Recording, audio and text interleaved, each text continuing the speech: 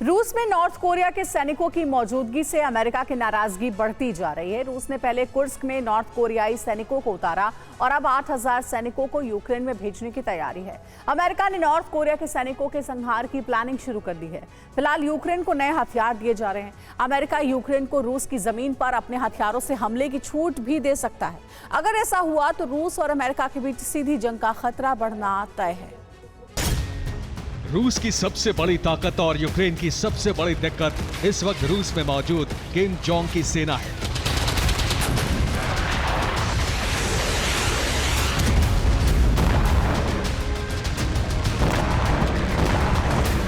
किम की सेना पुतिन को जीत दिलाएगी या नहीं, ये तो भविष्य तय करेगा। लेकिन वर्तमान में ये रूस और अमेरिका की सीधी जंग की वजह बनता हुआ दिख रहा है।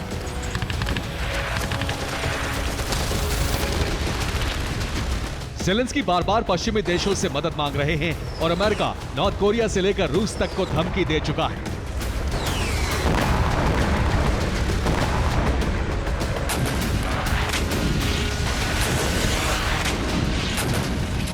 रिपोर्ट के मुताबिक नॉर्थ कोरिया के सैनिकों को रूसी सेना की वर्दी दी गई है। 8000 सैनिकों को वॉर जोन में जाने की ट्रेनिंग दी गई है। नॉर्थ कोरिया के सैनिक यूक्रेन में घुसकर हमला करने के लिए तैयार हैं।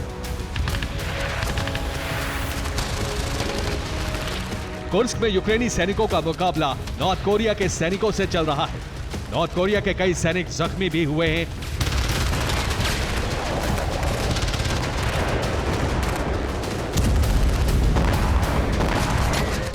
इस वीडियो के साथ दावा किया जा रहा है कि नॉर्थ कोरिया के 40 सैनिक मारे गए। यूक्रेनी सैनिकों ने घेर कर हमला किया। कुर्स्क में रूस की तरफ से मदद नहीं मिली।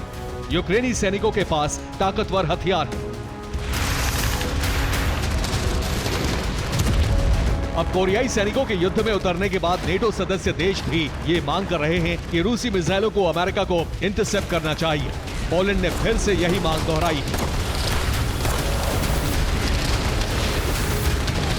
अमेरिका अब यूक्रेन को हथियारों से रूसी जमीन पर हमले की छूट दे सकता है।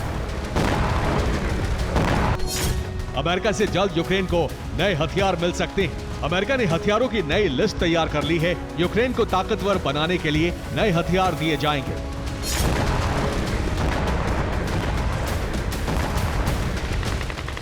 यूक्रेन की हवाई ताकत को बढ़ाने का काम भी हो रहा है। अब यूक्रेन को सी किंग हेलीकॉप्टर दिए जाएंगे।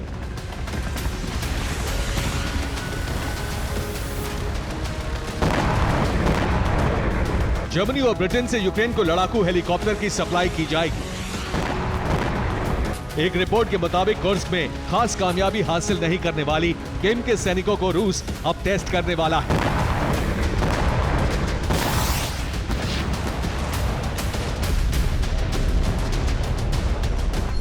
दावा है कि किम के सैनिकों को डोनेस्क में तैनात किया जा सकता है।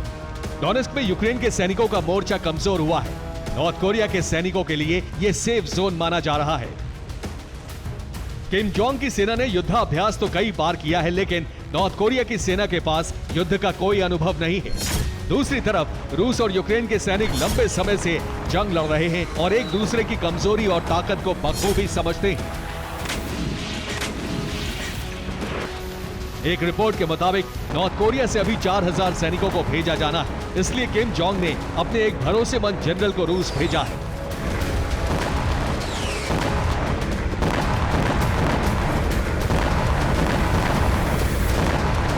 किम जोंग के जनरल का नाम किम योंग बॉक है।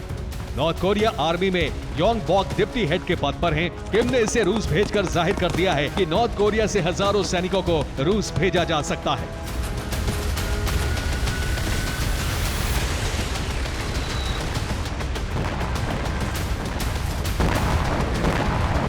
ऐसा इसलिए क्योंकि पुतिन ऑपरेशन विंटर की शुरुआत करने वाले हैं। बर्फबारी के बीच यूक्रेन को हराने का प्लान है। नॉर्थ कोरिया के सैनिकों की मदद से बड़े हमले की तैयारी है। किम ने नॉर्थ कोरिया के सैनिकों को रूस भेजकर अमेरिका को भी चुनौती दी है और माना जा रहा है कि किम के सैनिकों के संहार के लिए अमेरिका भी अपनी पूरी ताकत लगाएगा। उम्मीद है कि यूक्रेन को भारी हथियार देने के बाद अमेरिकी सैटेलाइट्स और खुफिया जानकारियों की मदद से नॉर्थ कोरिया के सैनिकों पर जबरदस्त हमले होंगे। ताकि किम जोंग को अमेरिका की ताकत का बखूबी अंदाजा हो सके।